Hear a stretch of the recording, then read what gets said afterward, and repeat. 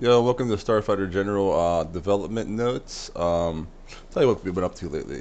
This past week, I tried to update Unity to like from editor version point 0.5 to point 0.10.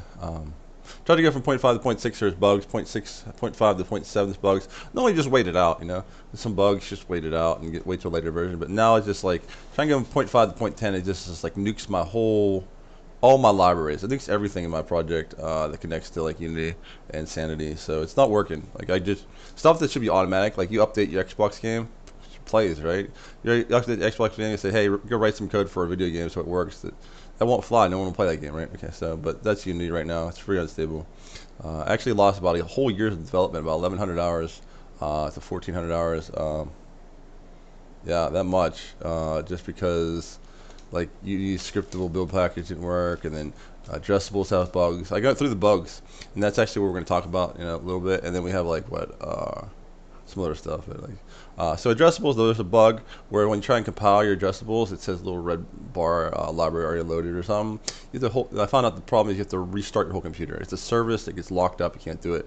But I mean, it cost me 500 hours, so 500-ish, maybe more.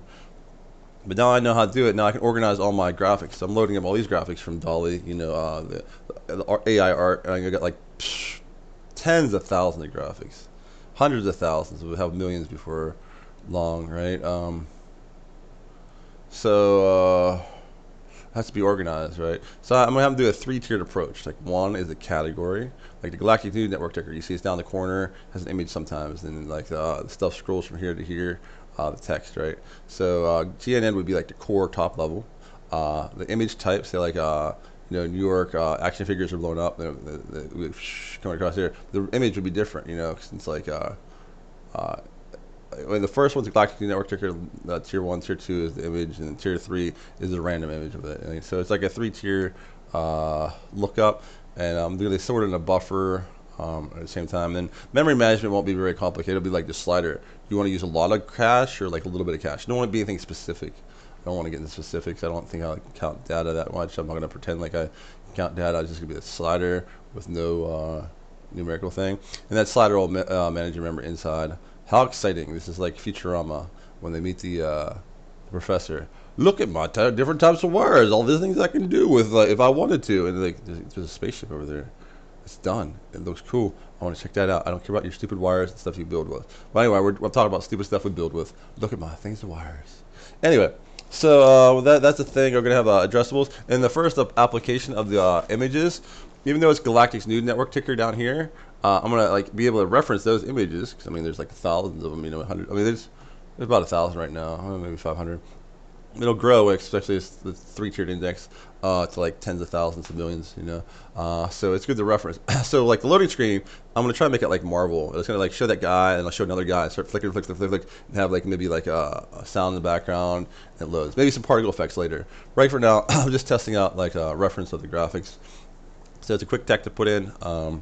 So the loading screen, that'll be cool because every time you load, it'll be just a different load of random. Different rolling ladder screen. Different loading random screen. Random screen. I think that word makes sense. Random. It's pretty random though, you can never be sure. Okay, so we got the addressables, we got the load screen. I'm gonna make loading speed faster. Loads up all the, since I didn't have addressables tech really down pat, it loads up all your music before it plays. I'm gonna make it so it only loads like one and the next one buffered, how it goes, Let's see what I got here. Can't read my own handwriting. Oh, we're talking about Shakespeare and how, if you know what you're doing, like, how Shakespeare, Spielberg, Lucas does their stuff, they look for human responses, like you saw Shakespeare do the difference between love and lust, a couple of people that were in lust, in the game, and like in his sphere, and they're like, oh, they look like they're having fun, and then you have people that are in love, and then you have some people that like think like people are no longer like lovable if they lose this type of beauty that's specific to that dude, like that's freaking weird, like fetishes and stuff. And what else is Shakespeare got going on? He just like what happens is he takes like a frame. You see how my thing's framed, my picture's framed. He puts these things like these human experiences he want to get in there, and then he goes along the plot. He makes this plot line. Like let's say you're starting out. Okay, let's do a rawhide plot. Okay, you're starting out in like Tulsa, and you're gonna go to freaking like another town that's probably in the United States, right? And then like there's some like maybe you meet bandits in the middle, and that's your plot. You're gonna meet some bandits, and they're gonna be like one of the bandits does not want to be a bandit anymore or something. And then you know that's your basic thing. Then you start filling in. You got the framework, and they start filling in the details, right? Oh, that brings me to the whole point of why I'm doing this. And I'll go back to like writing plots. People are like, "Oh, why do you have all these things in your game that you're going to do and you haven't done them yet?" Because when you make a game, get proper game architecture. If you if you want to do proper game architecture, you build the frame first. You know, build the frame first, then you fill in the gaps, fill in the details. You build your frame deliberately because you know what kind of details you want to fill in later. So I know what details I want to fill in. I'll be able to fill them into my thing. If you just fill in details right off the bat and try and update random hocus pocus, you know, it'll be hokey. It doesn't work. That's how everybody gets their thing crashed. That's called being a script kiddie. You know, you don't know how you're a programmer. Maybe you're a guy who writes scripts. You know, I make a game, and then I can't update it. It's not being a software architect, you know. A software architect's a person who makes a game and just, it starts out okay, and it starts building and building and building, and it just blooms out, and it's just unstoppable, you know, because you can keep updating it, right? It's for big games. You're software architects for big projects, big games. That's why they pay software architects big money. My buddy's getting paid $250,000 a year. He's like, I don't know why they pay me this much money. I'm like, hey, do you know most people who program and are really good at programming have no idea how to make a large project. They're like building a tower of coming out with a house of cards on a tower of Jello because it's like, you know, it starts getting afraid. So like you can get script kiddies that, you know, they can snap some stuff together and they can make a Metroidvania game or something. They try and update it and patch it and make more features. And it's like, scrap that and start over. You know, that's why they pay the software engineers big money. Software architects big money. So anyway. So the reason I have not filled in the details is I'm busy building the framework, building the text. It's fun. We're almost done building the text. We're starting to put little things in here as we go along. Like I'm going to put the tutorial mission in a little bit. I'm going to try to ham the tutorial mission while I'm hamming in. Not hamming. Oh, well, I'm going to try and like slap in the tutorial mission kind of like side while I do the MMO networking, so no one gets bored. Right? That's the plan. But we're back at the Shakespeare. Okay, so Shakespeare wants to write a rawhide episode. Okay, there's a place over here, Tulsa, and there's a place over here that's not Tulsa. It's the United States, and right here there's bandits, and one of the bandits is going to turn on them. Okay, but then he's like, "Oh, human experiences. I want this drunken bar fight where someone like does an uppercut and like somehow gets this finger stuck in the guy's nose. And they're like, oh, this is gross. And they're like, I can't believe you picked my nose. It's not like you know, like I mean, it's something stupid. You know, like you do like you know stuff that happens in real life. You know, it happens all the time. You know, someone tries to uppercut, you get picked in the nose. I mean, that happened to me like a dozen times in my life. I know. How about it's happened to everybody? That's a common human experience everybody shares. Then what I'm saying is like funny things that happen along the way, right? You know, like you could be like someone could walk in and they trip and slip and find $100 bill. And it's like that's the second time I tripped and slipped and found $100 bill today. I'm just gonna trip and slip everywhere, trying to look for $500 bills, $100 bills, $50 bill. You know what I'm saying? Like so anyway. So you have all these human experiences. Like, what does it fit? Does it fit in the bandit thing? Does it fit in the tavern scene? Does it fit here? Do we have to make a little area here that puts it in? And you start encapsulating it. You know, if you just have a bunch of human experiences and chain them together, you have the Hangover 9, right? So anyway, that's the top level, and then obviously, what makes Shakespeare above and beyond is that he doesn't just do Lucas, Spielberg, Seinfeld. He actually knows the core features about what makes people and animals tick, right? He's talking about like love in ways that like in like inanimate object, romanticizing inanimate objects like rose by any other name, smell the same. It's like basically saying like if you lose your girlfriend, can you just pick up another girlfriend? It'll be the same. No, it's not. The first love is always the best. So I always tell people, hey, dude, don't break. You got something, don't break up. The worst part is like the human mind plays tricks on you. Like you got this really cool girl, and you're really in love with her, but you're like, I mean, like not like you're looking at other girls, but you're like, am I in love? Like, is this love? I mean, like, is love come easy? Is like, and you start mind gaming yourself. You know, everybody does it. There's a saying, you don't know what you got until it's gone, right? But at the same time, you kind of do know what you got. But At the same time, you're like, what, and like, so you play tricks on your mind, and it's like it's a human experience. There's a band, I think it's Matchbox 20 or Three Doors Down. Yeah, Matchbox 20. You or someone like you. It's an album about falling in love, love going sour, and then all the things that are common to man that play out. And Shakespeare saw it. He saw it very deeply, and like what makes this cool and what makes that sucky, and like so when he knows the core elements of like what God put into like reality, he's seeing at a deeper level than even like high grade things. So like people go watch Shakespeare because they want to watch something funny. A lot of them are just drunks coming to the theater. Oh, that's funny. That guy just punched the guy. Oh, he got stabbed. Ooh. He has it so they grip you, right? But then he he arc tangents by like along the way. He sees the depths of what meaning is placed into a thing. Like Michelangelo was quoted as saying. I mean, I'm not really sure he's quoted as saying, but like he's been said. It has been said that Michelangelo has said at a certain point and times past, Cowabunga. No, he said that like when he doesn't actually sculpt the statue. The statue's already there, and when he's sculpting, God's using his hands to like reveal it, right? So like Ben was saying that about my design a little bit because I had some crazy design ideas, and it's like wow, Jim, there's no way you came up with a design. It's like I'm just probably just sitting here praying and doing my best. But anyway, so reel it back in, reel it back in, reel it back in. Shakespeare's really good. Lucas and Spielberg are pretty good. Never saw The Hangover, but I know how to write this plot. Modern plots are just keep your ideas, guys. It's creativity buckets. We always talk about creativity buckets. Everybody's creative. Just write it down. Anytime you get an experience, just don't laugh and move on. Write it down. Email yourself or something on your phone, or at least just a little note so you don't forget. Because if you don't write it down, you forget. Okay. Speaking of which, writing down, let's see what we didn't forget. Like I said, I told you what happened this week. I was busy upgrading Unity. It failed. I'm going to be stuck on 0.5 for a while. That's okay. We're going to get MMO out and Unity enter 21.5F. I basically ran out of money. That's always fun. Get buying food and water. It's like I don't really want to eat beans and rice right now. Oh my God, spaghetti for the 9th time today. God, when you're diabetic, you have to eat like 5 meals a day. Speaking of which. If you don't eat, like, what happens is, like, low blood sugar is not as bad as high blood. High blood sugar will kill you. Low blood sugar means, like, your body just, like, starts decomposing. I mean, I guess it's just as bad. But, anyway, I got cashews now. I'm eating pretty good. I got a good friend out there, Callie, working on a game. I helping some other guy port Flash games to executables. That's what I did this week. Her mom was along.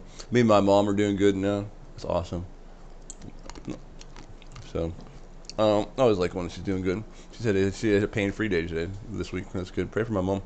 She's a good mom. She's a good, loving mom.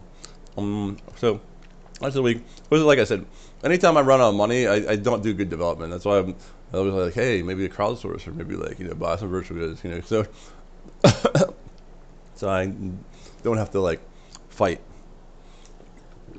just to live. I can be put more back into the dev. But So let's see. Number one thing I'm putting forward is multiplayer. I've had it working in 2004. I've had it working last 2 years ago. I just have to wire it up for .ccs. Shouldn't take more than 2 or 3 weeks. 2, 4, 5, 6, 8 weeks. I mean, we have like you can shoot each other. But I have to like there's more things that's a string like that, like the bounties. So basically, the pace of the game will be like you go out there, you're a spaceship, you're a starfighter. Boo boo boo! You shoot a meteor. It drops iron and some titanium. Ooh, these little things. And you go back and you sell it. You get some ding, ding, ding, ding, ding, ding, ding, ding. And then you get a rhythm. You're like, wow, that's cool. I'm getting powering up and powering my up. Then you realize you can buy a mining laser. The mining laser is like probably 50 times better. Like, wow, this mining laser is awesome. I mean, I was like, well, but you run out of power real fast or something. And then you have to go get like a mining ship that can power that laser good. Like, but the mining ship you don't know is like slower. It's slightly slower and navigates bad. You're really not noticing because you're jamming out with, oh my God, I can finally mine really good, right? And then you mine so good that you don't have enough storage. It's like, oh, you know what? I get myself a freighter ship. Oh, I can't afford a freighter ship. I'll just get like a storage container and this like slow little tug, like Jetson or something, And you're like, oh, so you're like this slow mining ship. You're a medium mining ship, right? and then there's like a slow tug, and then as you get more and more like weight on it, your momentum changes. So you're like trying to like even start out, and then you start going. So you become like a sitting duck, right? The mining laser is like good for combat. Like a combat space combat ship can go like and take you out and then take your stuff. But here's the thing, you have insurance on all that stuff. So now that guy has a bounty on him. Someone else catches him. Well, not worth it. He has to pay it all back, right? When he goes to jail, we can't play that character for a day or something, you know? Why did I do that? You know, why did you like rob that guy's stuff? But so people don't rob like little guys. Start getting bigger operations. You have like 5 mining ships, and you know like an armada of like 30 tugs. People go, oh, that's the score. You come in, take everybody out, take the tugs in, cha-ching, got like 1 million credits. Then they take those credits and they launder it to some other guy. Well, you can't launder credits that well because it's like traceable. You launder the cash to someone. Boom, you log that guy out. That guy has a bounty. You might not play him again until you want to do space piracy again. See what I'm saying? So it's like the big operations that you hit. And what happens is when you only hit the big operations, like small guys are griefed less, right? And if the small guys do get griefed, well, they'll log on like, you got your money back. And they're like, oh yeah, you got my money back. Yeah, that's awesome. That guy going down, he going to jail. I'm gonna go visit him in jail and tell him how much he sucks. You know, like whatever you want. You know, it feels good when the bad guy goes down. But when you have this giant operation, and you're like, man, maybe I should have bought a couple of starfighters to like escort me. That's you being stupid, right? Okay. So like, ideas, little operations are not going to get bothered. They will get bothered, but they, you know, when people blow them up, they'll get their bounty back. But as you grow an operation, suddenly you become actually profitable with a hit and run. Or you know, you become like a bunch of pirates come in, they're out. You might start needing escorts, you know. Now this is all on paper. It might not pan out that way. The star system might be so big. Say I'm trying to do like 400 billion galaxies or something, 420 or something. I'm trying to just do a little bit more than Elite Dangerous, just to go, hey, we got a bigger number. And I don't know if you know how like I'm going to tell you a secret you probably don't ever blow your mind. You probably don't ever heard this before. Okay, why did they name it Xbox 360 instead of the Xbox 2? I'm not going to sing the whole song. So there was a PlayStation 2 already, and the Xbox 2 would have been competing with the PlayStation 3. Okay, you're a grandmother. Okay, so let's say you're old grandmother, and you're like, why would I get my son an Xbox 2 when I get a PlayStation 3? That's like a generation behind, right? They're like, oh god. So the naming convention, like, we need to go out 3 and make it bigger, so it's 360. So like PlayStation 3 versus Xbox 360 naming, right? And then when they go to like the PlayStation 4, I mean, when they're gonna go to the Xbox 420, they have to go. We're gonna just call it the Xbone. Yeah, whatever, I don't know. But anyway, that's how the naming conventions go, right? So Elite Dangerous has what, 300 billion stars. I have to get like 420 billion stars right here. So that's another thing I have to do, generate star systems. I got a bunch of fun stuff on my plate. I'll just playing well. I think I have to give a proper explanation why all these ideas coming up are not actually getting all implemented. Now you see some getting implemented, but these are like, you know, quests and everything get filled in when the quest engine's in. And the quest engine's not going in for a little bit. We're gonna here's one thing. We're gonna have a little thing called absurdity trail. Okay, absurdity trail. Okay, it's like Oregon Trail, except the encounters are just freaking weird. Yeah, it goes good in outer space. Like you find like Weird Al's fridge or something. You know, I won't call it Weird Al's fridge, but be something living in it, and you take it out, and it's like, ooh, it's a weird goo, and the goo gets on your equipment. And anytime the equipment touches other equipment, it gets goo on it. It's like a plague, you know, you have to destroy it, or it becomes sentient or something, where you eat food with the goo and you become goo or something, and then your character gets a traumatic event. Traumatic events are when you like your character actually gets really messed up. And you can only traumatic events only happen once per traumatic event, and it does permanently alter your character, but you know, all the future characters never have to submit to it. There's ways of like undoing it, and with like, you know, this and that, yeah. But so anyway, I'm not talking about traumatic events. I'm talking about like random events. Like you might find like like a gold pal, so a merchant, a random merchant. Meet you out in space. I'm just wandering events, like wandering monsters, all the time, everywhere we go. It's a bunch of fun stuff coming up. Like I said, we're filling in, we're doing the text. Once the multiplayer goes in, you're going to see a lot more content being built. Well, as we do multiplayer, we're going to be parallel developing the tutorial. People are telling me this sci-fi idea is huge. You can find another one. Other ones is Shakespeare or something. I'm not Shakespeare. Lucas, Spielberg, Seinfeld. So we're talking about creativity book. It's really important to understand. I want people to make some good stuff too. Good artwork out there.